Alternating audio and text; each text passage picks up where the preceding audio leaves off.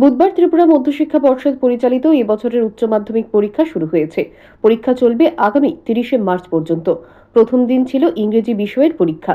বিধান শিশু উদ্যান মেধা অন্বেষার পক্ষ থেকে একেভি টিভিতে উচ্চ মাধ্যমিকের ইংরেজি বিষয়ের সাজেশন দেন বিশিষ্ট শিক্ষক দেবপ্রসাদ ভট্টাচার্য। বুধবার পরীক্ষা শেষে দেখা গেছে সাজেশন থেকে 58 নম্বরের মধ্যে 58 নম্বরই কমন। যেহেতু আনসিন 22 নম্বরের সাজেশন দেওয়া হয়নি, পরীক্ষা শেষে বেশিরভাগ ছাত্রছাত্রীই ছিল খুশি।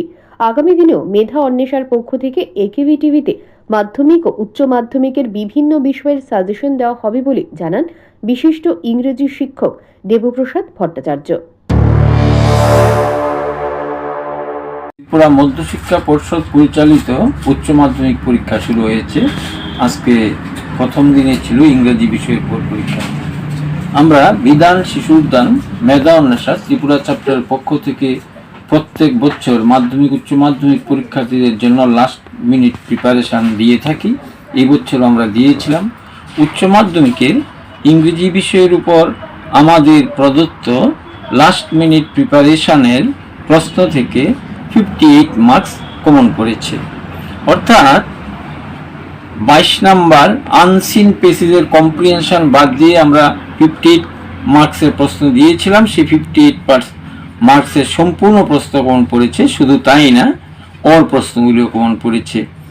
এই জন্য আমরা প্রথমেই একেভি টিভিকে ধন্যবাদ জ্ঞাপন করছি, অসংখ্য ধন্যবাদ জ্ঞাপন সারা ত্রিপুরা রাজ্যের সমস্ত ছাত্রছাত্রীদেরকে একেভি টিভির মাধ্যমে সম্প্রসারণ করে আমাদের সাজেশন অনুসরণ করার জন্য।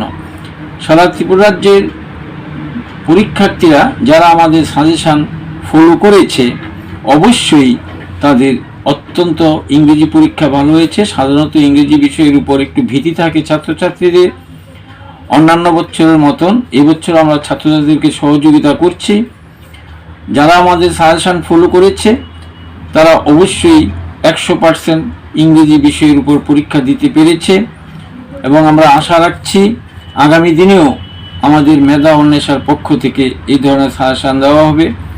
এই বছর যারা উচ্চ মাধ্যমিকের পরীক্ষার্থী বা মাধ্যমিকের পরীক্ষার্থী, আমরা অন্যান্য যে সকল বিষয়ে সাজেশন দিয়েছি একেভি টিভি সম্প্রচার করেছে। একেভি টিভির সম্প্রচারের মাধ্যমে সমস্ত ছাত্রছাত্রীরা উপকৃত হবে।